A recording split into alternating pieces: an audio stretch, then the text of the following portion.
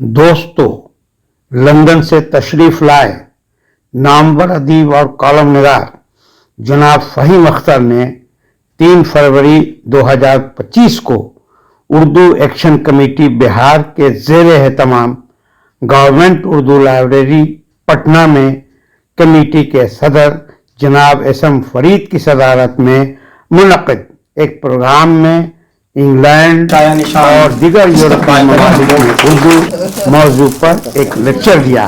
पेश है प्रोग्राम की झलकियाँ।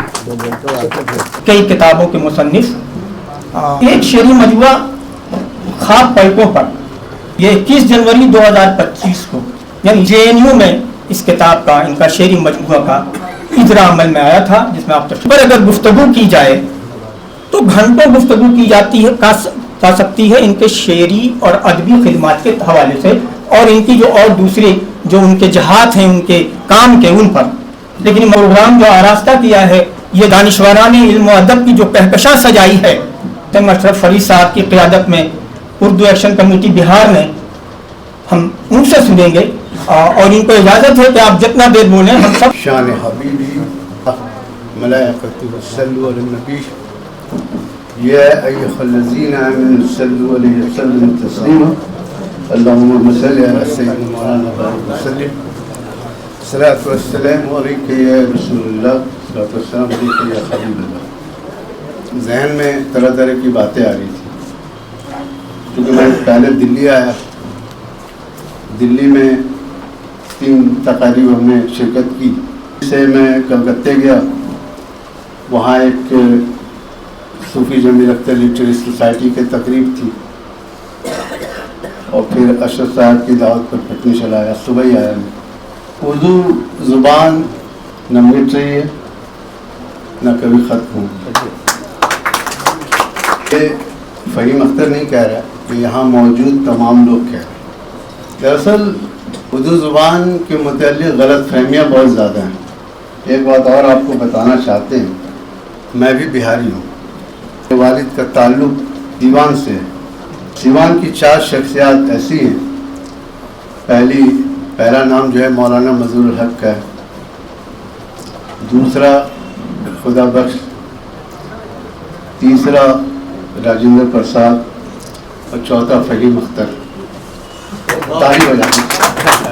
तो किस लिहाज से फ़हीम अख्तर भी बिहारी है। अगर थोड़ी सी तारीख़ी नुक्ते नज़र से देखा जाए, बिहारियों ने उर्दू ज़ुबान के लिए बड़े खून बहाए। हमने हिंदुस्तान में उर्दू ज़ुबान के लिए कितनी कुर्बानियाँ दी। थोड़ा आगे बढ़े मशरक़ी पाकिस्तान, उर्दू बोलने की खातिर वहाँ खून बहाया। जो पाकिस्तान गए, वहाँ भी उनकी स्टेटस जो है आप जानते हैं क्या है। तो मेरे लिए बड़ा जज्बाती मामला था कि मैं पटना आऊँ और बात करूँ, लेकिन जब यहाँ आया तो चूँकि मौजू मेरा ऐसा है कि मुझे समेट करके सिर्फ इंग्लैंड पर महदूद कर दिया गया। नहीं, यूरोपीय ममालिक में भी है। बोलूँगा धीरे धीरे बोलूँगा। लेकिन आज मुझे लगा कि हिंदुस्तान में मैं बहुत सारे शहरों में गया हूँ, जो काम बिहार में मैं देख रहा हूँ, उर्दू का मेरी बात हुई कई लोगों से, मैं तो दंग हूँ कि उर्दू का काम तो बिहारी में हो रहा है। मैं कलकत्ते जाता हूँ, अभी एक प्रोग्राम में था, तो जिस तकरीब में हम शामिल थे, उस दीवार की तरफ उर्दू की एक और तकरीब होती, बड़ी हैरानी हुई। बिहार में ये बात नहीं देखी हमने, बिहार में कोई दीवार ही नहीं है, यहाँ तो सिर्फ उर्दू है, और इस उर्दू की मोहब्बत ने आप लोगों को यहाँ लाया है।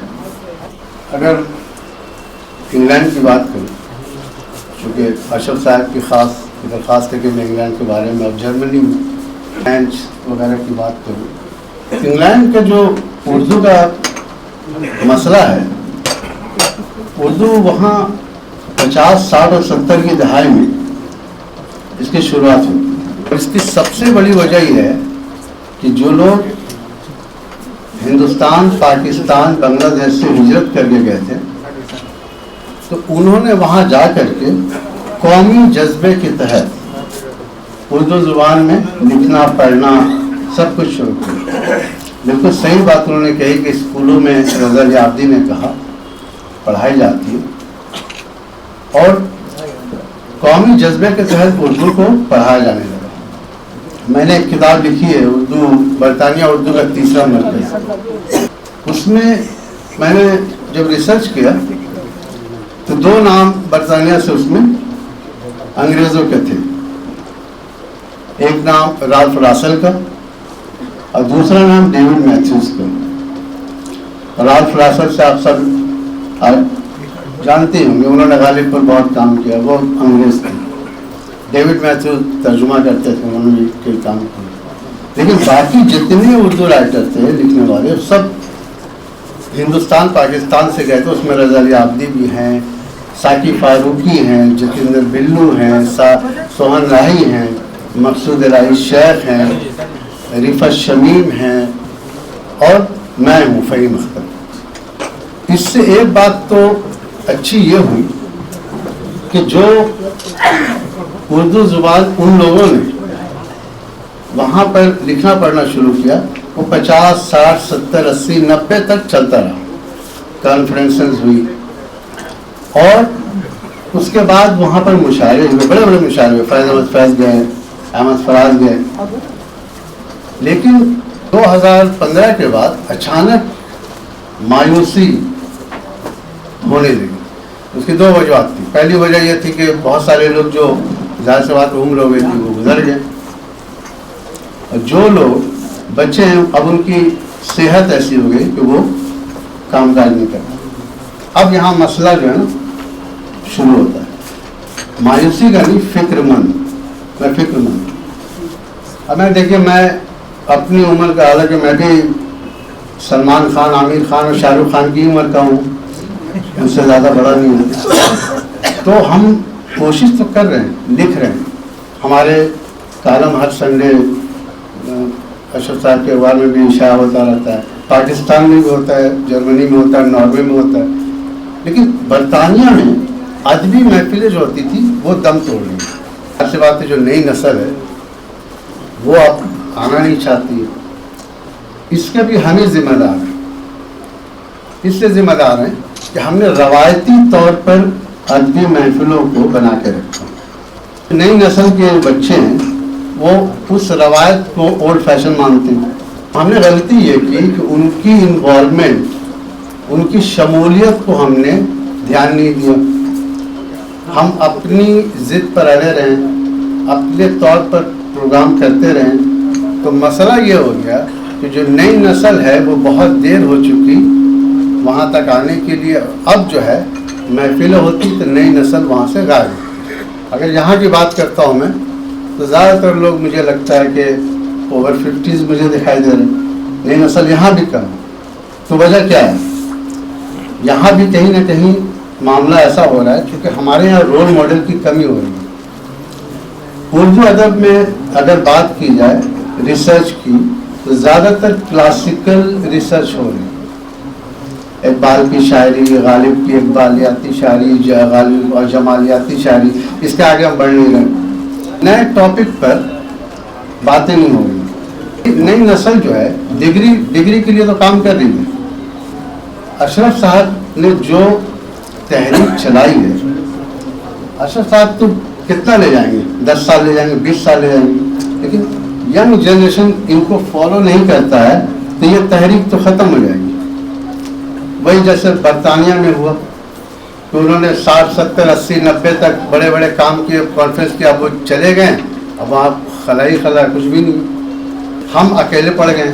یہی حال جرمنی کا ہے, یہی حال فرانس کا ہے. میں وہاں کی تمام, میں الازہر یونیورسٹی گیا تھا اور میری لیکچر ہوئی تھی وہاں.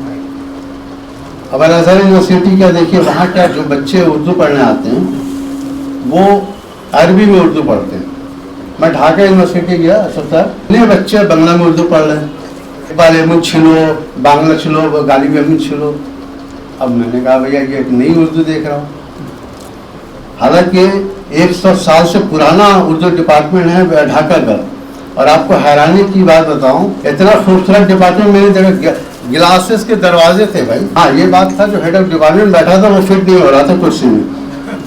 100 साल पुराना डिपार्टमेंट, और ये देखो, लेकिन पढ़ा क्या रहे हैं, एक बार एमुन छिलो, गाली गुलूम छिलो, एटे छिलो, उर्दू नहीं बोल रहे हैं। तो हम खुशफहमी तो हो रही है ना, लेकिन हम अपने आप को ट्रैप करते जा रहे हैं, उससे निकल नहीं रहे। तो उर्दू एक्शन कमेटी बिहार जो है, इसके अलावा इन बातों पर भी वर्कशॉप करें। और मैं समझता हूँ कि उर्दू एक्शन कमेटी जैसे बिहार नहीं होना चाहिए, हिंदुस्तान में होना चाहिए।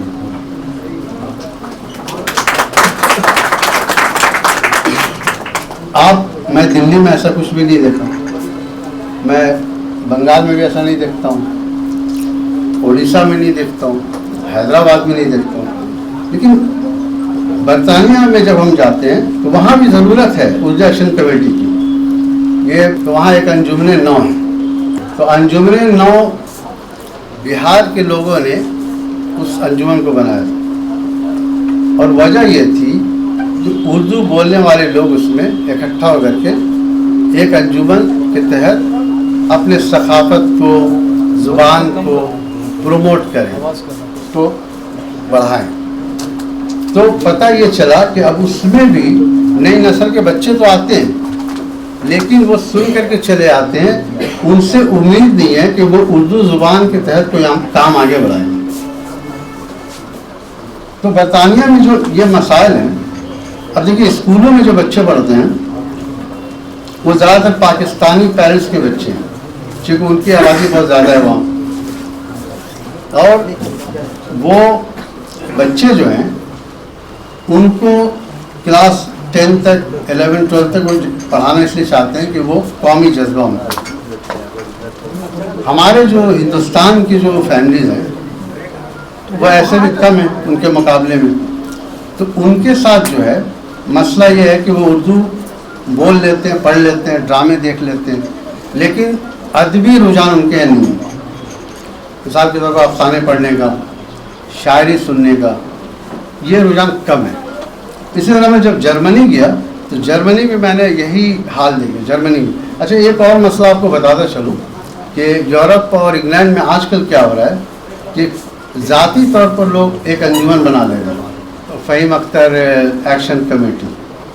अब ये फरीद साहब यहाँ से गए, एक मैंने इस्तकबाले दे दिया, और वो जो उसका जो रिएक्शन है वो हिंदुस्तान पाकिस्तान में ये होता है कि ये आदमी अदब का काम कर रहा है, जबकि ये सच नहीं है, बिल्कुल सच नहीं है।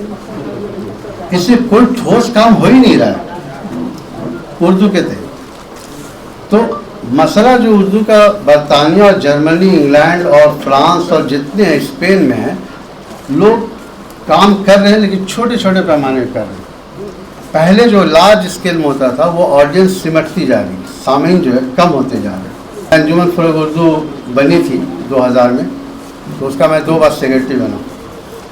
तो सबसे बड़ा मसला है कि भाई फंडिंग कहाँ से आएगी, तो फंडिंग एक मसला हुआ। गवर्नमेंट पहले देती थी, वो फंडिंग भी कट कर दी गई। जब फंडिंग कट हो गई तो किसी को बुलाना या फिर प्रोग्राम करना एक बहुत बड़ा, अच्छा वो बहुत अमीर तरीन मुल्क है, वहाँ हर चीज़ महंगे हैं, तो उसकी वजह से उर्दू ज़ुबान में जो काम होता था उस पर असर पड़ा। दूसरी हमारी जो प्रॉब्लम है वो ये है कि हम राल्फ रासल और डेविड मैथ्यूज जैसे लोगों को आगे नहीं ला रहे, ये भी एक मसला हो गया। लेकिन आप अंडरग्राउंड में टिकट खरीदने गए तो वहाँ पर आपको हैरानी होगी कि जब आप कई ज़बानों को दबाते हैं बटन, उसमें उर्दू भी है, आप उसमें उर्दू में टिकट खरीद सकते हैं। अभी जो लंदन के मेयर हैं सादिक खान जो है वो, उनके पेरेंट्स यूपी के हैं, कराची से वो वहाँ पर गए थे लंदन, इंग्लैंड में, तो उन्होंने अपना पैगाम उर्दू में दिया है कि लंदन जो है वो सबों का शहर है। क्योंकि जब से आपको पता है अमेरिका के सदर ट्रंप आए, उन्होंने यूरोप से इंग्लैंड को अलग होने का बड़ा सियासी गेम खेल रखा है, तो उन्होंने ये अपनी नोटिस दिए, वो भी उर्दू में दिए, और हैरानी की बात यह है कि आज से 5 साल कबल उर्दू सबसे ज्यादा बोली जाने वाली लंदन की जुबान थी, सबसे ज्यादा। लेकिन पॉलिश अब आ गई है, पोलैंड के जो लोग हैं उनके बच्चे जो हैं वो सबसे ज्यादा बोल रहे, उर्दू आ गई है दूसरी या तीसरी नंबर।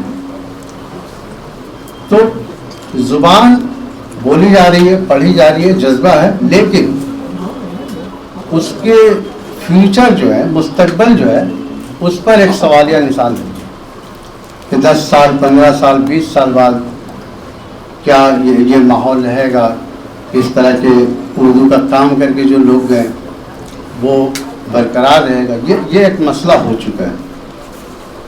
इसी तरह मैं जर्मनी गया तो जर्मनी में भी यही हालत है। 10 लोग बैठते हैं आपस में, बैठ करके वो शायरी सुन लेते हैं या शायरी कर लेते हैं। मैं अफसाने की महफिल में गया था, वहाँ 15-20 लोग आए थे। छोटा मुल्क है, आबादी कम है, ये भी माना जाता है। लेकिन मैं इसीलिए ज़्यादातर काम जो है हिंदुस्तान से लिंक करके कर रहा हूँ, ताकि ये जो आपस में जो तालमेल है ना हिंदुस्तान का, बरतानिया का, ये जारी रहे। और ये तभी जारी रहेगा जब इस काम में उर्दू एक्शन कमेटी के लोग हमसे जो है, हम भी वॉलंटियर बनना चाहते हैं। मुझे बड़ा अच्छा लगा उर्दू एक्शन कमेटी जैसी तंजीम का मैं वॉलंटियर बनूं और मैं अपने तौर पर इस कमेटी के ज़रिए लोगों को जो भी कर सकता हूं वो करूं। चूँकि वक्त कम है और बातें बहुत है, मैं हिंदुस्तान में उर्दू के मुतालिक यही कहूँगा कि यहाँ उर्दू ज़ुबान लोगों को सियासी तौर पर और उलझा दिया गया है काफ़ी।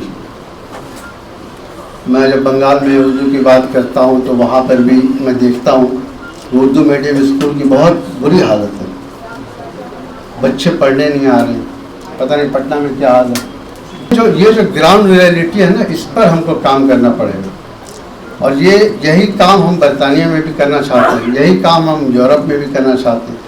और जब ये काम होगा तब बच्चा जो है हमारे बाद उर्दू को आगे ले जाए। एक बार फिर मैं SM अशरफ फरीद साहब का शुक्रगुजार हूँ और उनकी पूरी टीम का, उन्होंने मुझे मौका दिया, आपसे मुलाकात कराई।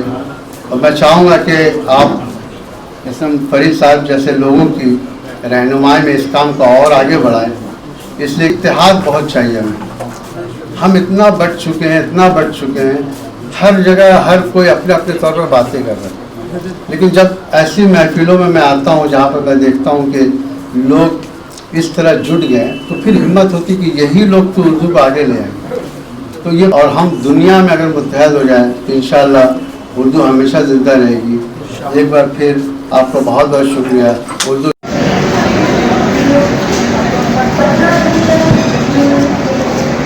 फहीम अख्तर साहब पटना के राजेंद्र नगर टर्मिनल पर कलकत्ता जाते हुए।